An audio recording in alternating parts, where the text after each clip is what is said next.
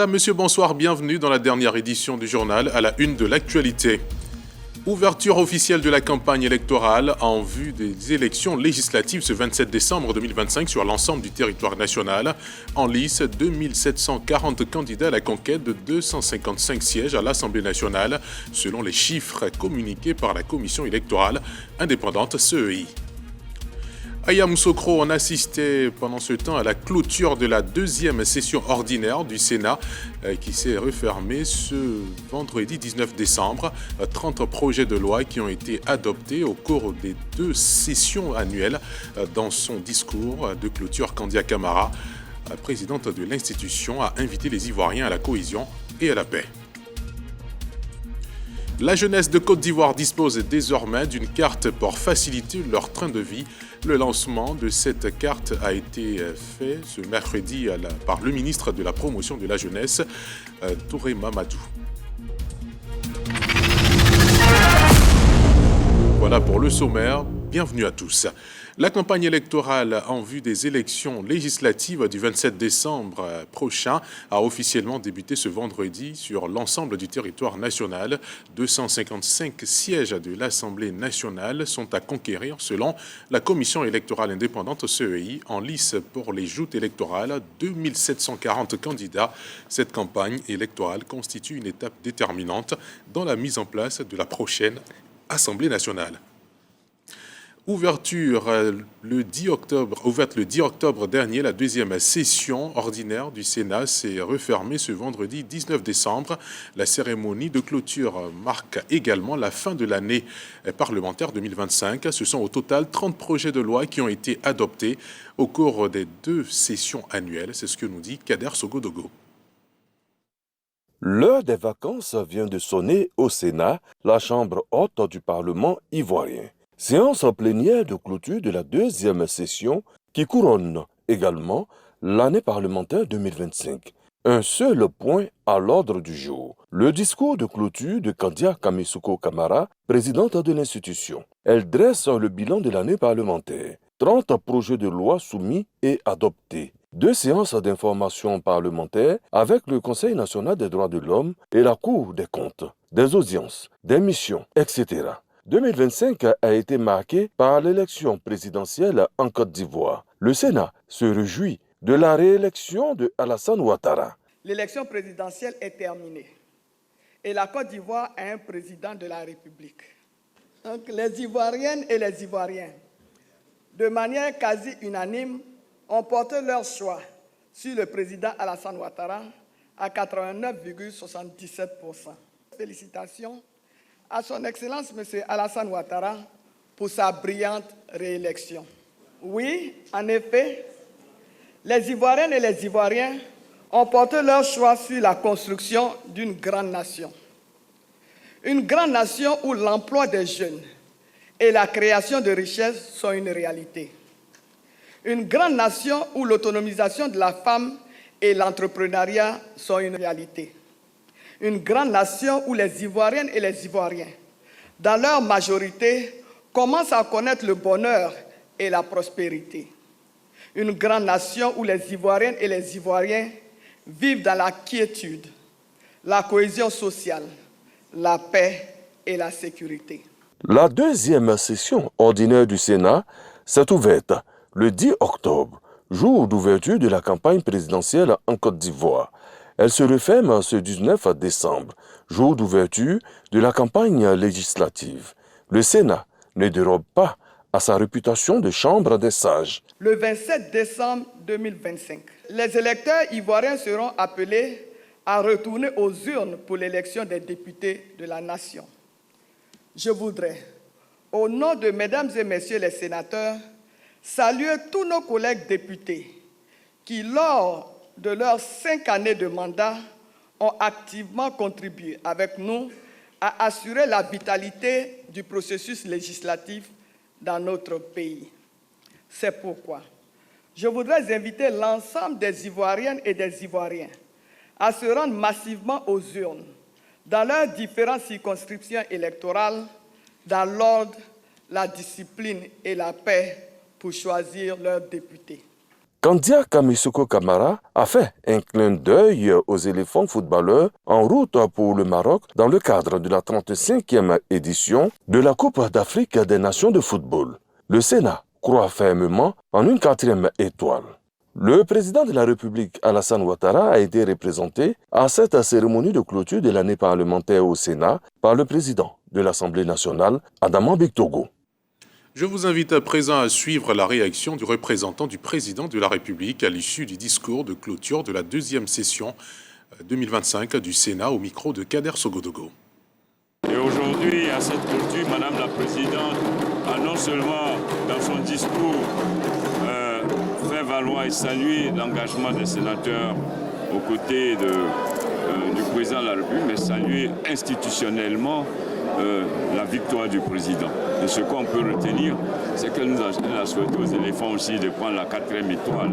Donc ça, c'est très important. Mais en tout cas, c'était une rencontre de la grande famille du Parlement. Et j'étais très heureux de me retrouver auprès de la présidente du Sénat au nom du président de la République. Je vous le disais tantôt, la campagne au titre des élections législatives 2025 a débuté ce vendredi 19 décembre à Djuekwe, dans la région du Guémon. L'engouement n'est pas vraiment ressenti sur le terrain. Des populations rencontrées par notre équipe de reportage dépeignent la situation, mais restent optimistes pour la suite de cette période de campagne. Depuis Djuekwe, Walter Amadou Ouattara, Chérif Ousmane, Diomandé Kangouté Amadou. Ce vendredi matin, c'est une atmosphère de jour ordinaire qui nous est donnée de constater à Djuekwe. Hormis quelques affiches et posters géants, rien d'autre nous montre la ferveur de la campagne électorale liée aux législatives 2025. Depuis ce matin, je n'ai pas eu de candidat sorti avec des gens crier. Il n'y a pas quelqu'un qui bat campagne, rien. C'est un peu mort. Il y a eu le synchro. Après, bon, il y a eu le synchro. J'ai dormi ici hier. Je n'ai pas vu un candidat chez moi d'abord. Sincèrement, c'est calme. Mais d'abord, ce n'est pas comme ça. Quand on dit la campagne comme ça, les candidats ils rentrent dans les campements, dans les quartiers, sans problème. Mais cette année-là, on ne voit rien d'abord. Le vœu le plus cher de ces populations demeure la tenue du processus électoral dans un climat apaisé. Je veux que la campagne se passe en paix, dans la tranquillité, et puis c'est fini. Pour l'instant, un confrère rencontré sur le terrain partage sa préoccupation relative à la couverture médiatique. Ça commence un peu lentement. La situation est morose. Les candidats dans les QG, on va les interroger, soit ils ne sont pas prêts, soit il y a d'autres qui sont à Abidjan. Il y a pu joindre au moins 2 ou 3, 4 candidats, mais qui n'étaient pas encore prêts. Mais néanmoins, on peut voir quand même quelques pancartes, quelques affiches. Ça commence timidement en fait. On espère que demain samedi, les candidats se manifestent pour qu'on puisse bien faire notre travail. En fait. Même la place publique de Djuekwe, qui sert traditionnellement de lieu de meeting aux candidats lors des campagnes électorales, est utilisée pour d'autres activités. Certainement, le temps que sonne l'heure réelle de la mobilisation des électeurs. Les jeunes de Côte d'Ivoire disposent désormais d'une carte pour faciliter leurs achats dans plusieurs secteurs d'activité. Il s'agit de la carte jeune. Le lancement de cette carte a été fait ce mercredi par le ministre de la Promotion de la Jeunesse, Mamadou Touré, au Palais des Congrès de l'Hôtel Ivoire, en présence de Ami Traoré, Massandié Touré et Ange Kouassi. La carte jeune de Côte d'Ivoire est une initiative stratégique conçue pour répondre aux besoins économiques et sociaux de la jeunesse ivoirienne. Ce projet novateur, gratuit et digitalisé vise à améliorer le pouvoir d'achat des jeunes tout en favorisant leur inclusion financière, économique et numérique. La jeunesse constitue l'une des priorités du gouvernement. Le chef de l'État a souhaité qu'en dépit des conjonctures que nous avons, se formule un programme spécial, programme jeune du gouvernement, mais plus spécialement dans le cadre de la carte jeune, une initiative qui vise à baisser le coût de la vie pour les jeunes. Nous passons à 100 000 jeunes pour monter en 2026 à 200 000 jeunes. Mais l'objectif ultime du gouvernement, c'est d'atteindre 1 million de jeunes bénéficiaires des gratuités ou des réductions sur cette carte. Grâce à un accès exclusif à des réductions et offres dans tous les secteurs clés, la carte jeune se positionne comme un véritable levier de transformation sociale et économique pour la nouvelle génération. Une initiative appréciée et saluée par le président du Conseil national de la jeunesse de Côte d'Ivoire. Permettez que mes premiers mots soient des mots de gratitude. Je voudrais saluer très respectueusement M. Alassane Ouattara, président de la République de Côte d'Ivoire, dont la vision place résolument la jeunesse au cœur du développement de notre pays depuis sa prise de fonction. À travers ces cartes jeunes, il démontre sa volonté de faire de la croissance en Côte d'Ivoire une croissance partagée dont les fruits profitent à toutes les couches de la population. Sont concernés par la carte jeune des jeunes âgés de 15 à 40 ans. La Côte d'Ivoire a célébré ce jeudi 18 décembre à Abidjan-Cocody la journée internationale des migrants. La cérémonie a mis en lumière l'apport des migrants et réaffirme l'engagement collectif en faveur d'une migration responsable, organisée et réglementée. Dorcas Akishi, Franck Kouadio, Kevin Dugbé, Joseph Assiedou.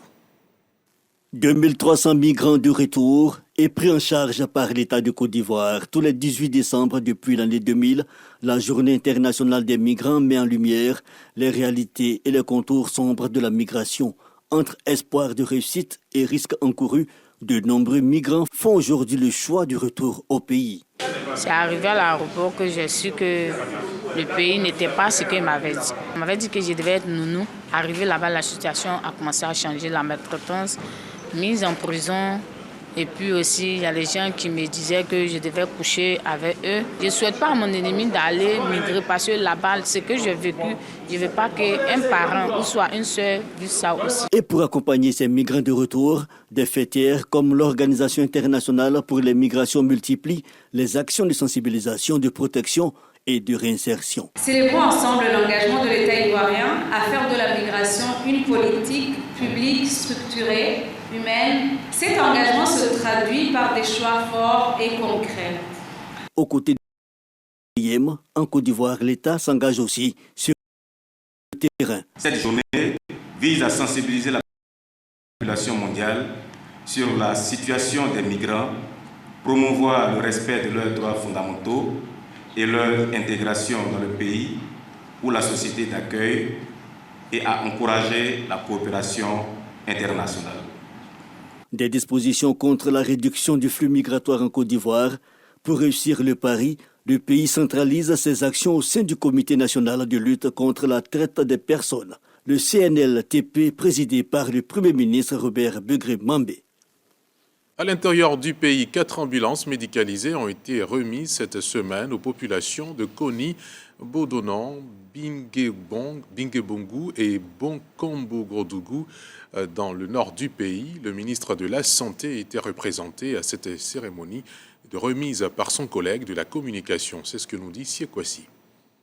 À Koni, Bodonan, Bingebongu et Komboro-Dougou, l'évacuation des cas d'urgence vers Korogo était un vrai casse-tête dans les centres de santé de ces villages pour le personnel soignant. L'arrivée de ces 4 ambulances médicalisées va certainement tourner cette page pour le bonheur des populations. L'arrivée de cette ambulance permettra de réduire considérablement les délais d'évacuation sanitaire vers les centres de santé de référence, sauvant ainsi des vies, les femmes enceintes et les enfants. C'est une autre promesse du président de la République qui se réalise au profit des populations. Le chef de l'État qui fait ce qu'il peut avec les moyens que l'État a, mais il nous appartient à nous qui sommes autour de lui d'accompagner cette dynamique. Moi, il était important d'équiper ces centres de santé de moyens roulants pour les évacuations sanitaires, pour le transfert des malades vers des centres plus appropriés en cas de nécessité. Et c'est ce qui a fait que nous avons pu obtenir une ambulance pour Koni et une ambulance pour Nous sommes heureux d'avoir achevé ce processus. Merci au chef de l'État.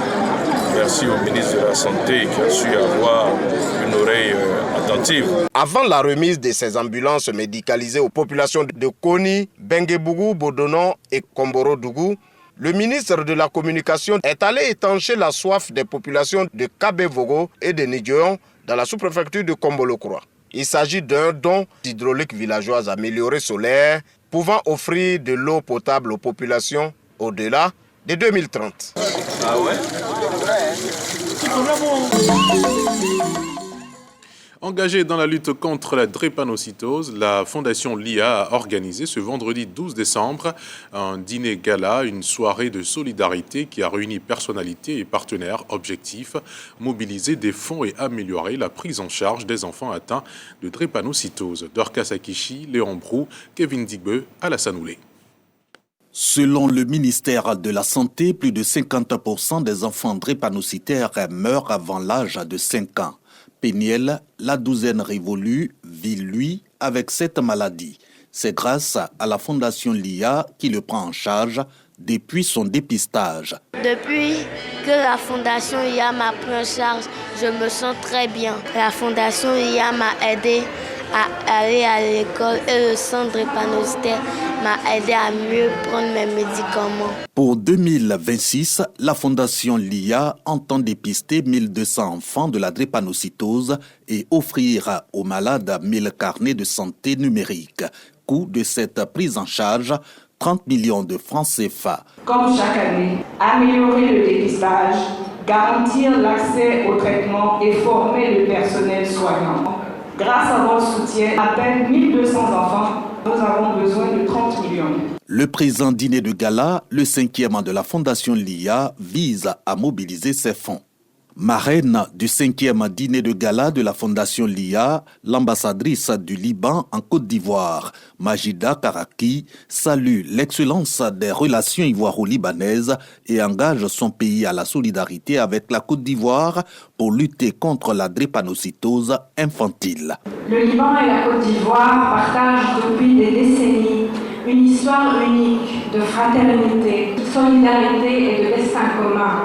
La lutte contre la drépanocytose exige des moyens. Le Liban en Côte d'Ivoire apporte ce soir une contribution de 10 millions de francs CFA. La Fondation LIA prend en charge au moins 100 enfants drépanocytaires depuis sa création en 2013.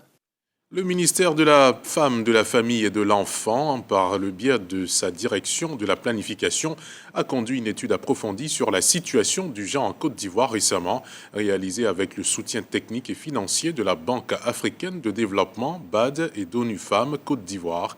Cette recherche met en lumière les avancées significatives réalisées en matière d'égalité entre les sexes. C'est ce que nous disent Roxane Ambaché, Jean-Marc Djadji et Joël Gomez. La participation des femmes aux prises de décision dans les institutions en Côte d'Ivoire a fait l'objet de réflexions. Une initiative du ministère de la Femme, de la Famille et de l'Enfant avec l'appui technique et financier de la Banque africaine de développement et d'ONU Femmes Côte d'Ivoire. Ces assises ont permis de restituer les résultats d'une étude réalisée sur les actions enregistrées en matière d'égalité entre les sexes. C'est le lieu de traduire toute notre gratitude à l'endroit de Madame la ministre et à toute son équipe pour leur implication depuis le processus d'élaboration de ce profil genre jusqu'à son adoption finale. Nous nous réjouissons de la qualité de notre collaboration avec votre département dans tous ses compartiments et surtout de la qualité du rapport. Ce rapport est plus qu'un diagnostic, c'est un outil d'orientation pour guider nos politiques publiques, nos investissements et nos actions vers une transformation inclusive et durable. Les experts relèvent des efforts consentis ces dernières années au niveau de la représentation des femmes dans les instances locales, l'accès à l'éducation et la prise en charge des victimes de VBG. La Côte d'Ivoire a pris des engagements forts et clairs en faveur de l'égalité entre les femmes et les hommes.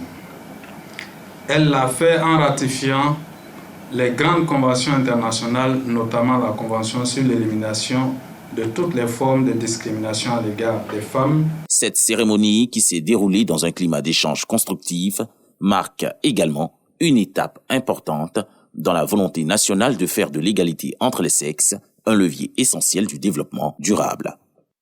La ville de Thiébissou a abrité il y a peu la cérémonie de lancement d'un projet de formation à l'endroit de 200 jeunes et femmes, initiative du Fonds de développement de la formation professionnelle FDFP à hauteur de plus de 60 millions de francs CFA. Khalid Diomandé, Vakasakaramoko. C'est bientôt fini avec les pertes post-récolte que subissent les membres de la coopérative Aklondje dans le Mvlancro, département de Thiébissou. Grâce au Fonds de développement de la formation professionnelle, jeunes et femmes agriculteurs bénéficieront d'une formation sur mesure dans le domaine agricole. Le but, améliorer la qualité des denrées cultivées et les bénéfices après-vente. Ici, en Vlancro, les atouts sont nombreux. Plus de 50 hectares de terres exploitables, un système d'irrigation moderne, un patrimoine agricole issu de la Sodefel et surtout une communauté extrêmement mobilisée.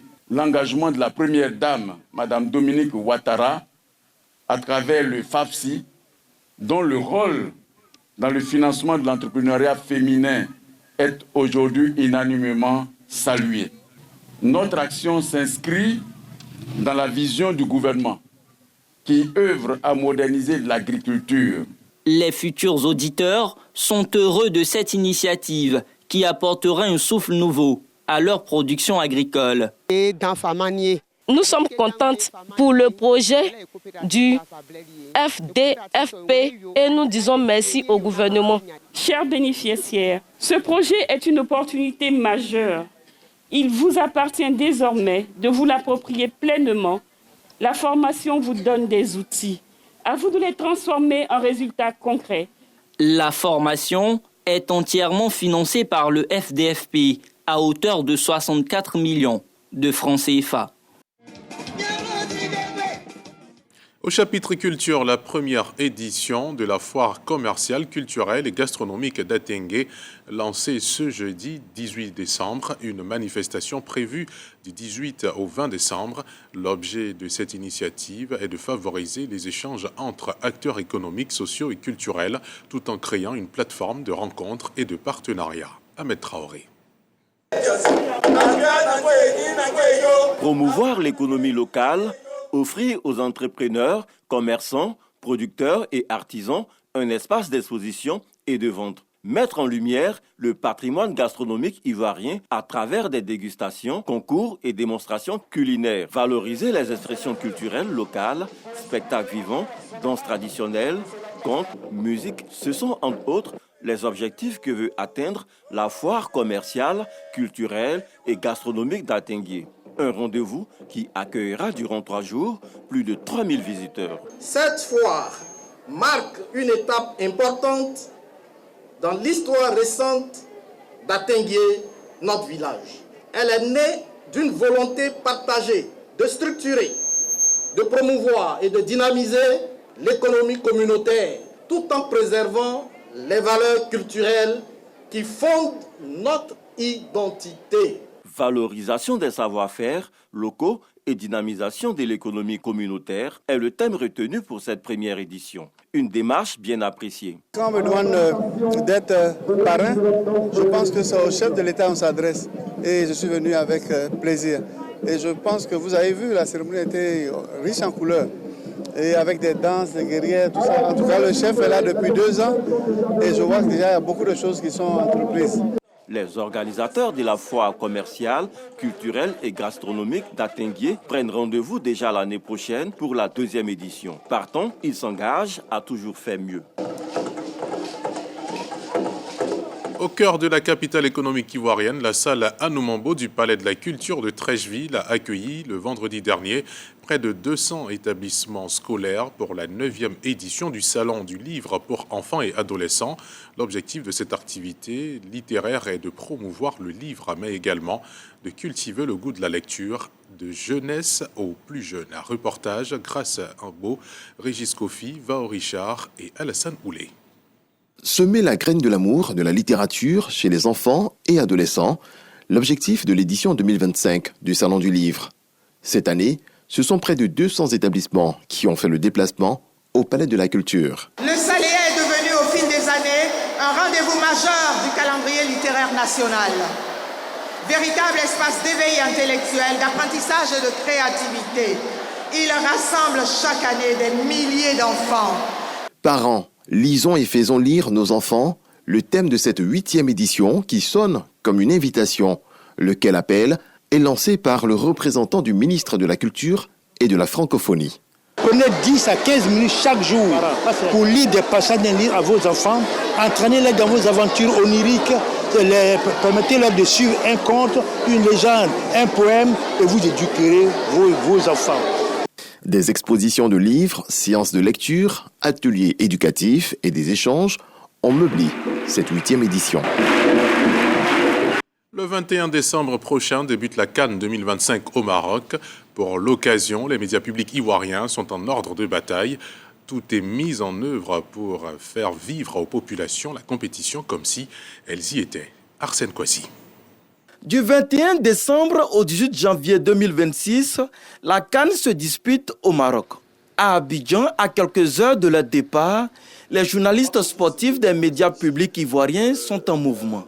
À Radio Côte d'Ivoire, au plateau, la grille des programmes est aux couleurs de la Cannes. Ces productions se résument en une série de reportages, de magazines et d'émissions publiques, émissions spectacles, pour tenir en haleine le grand public.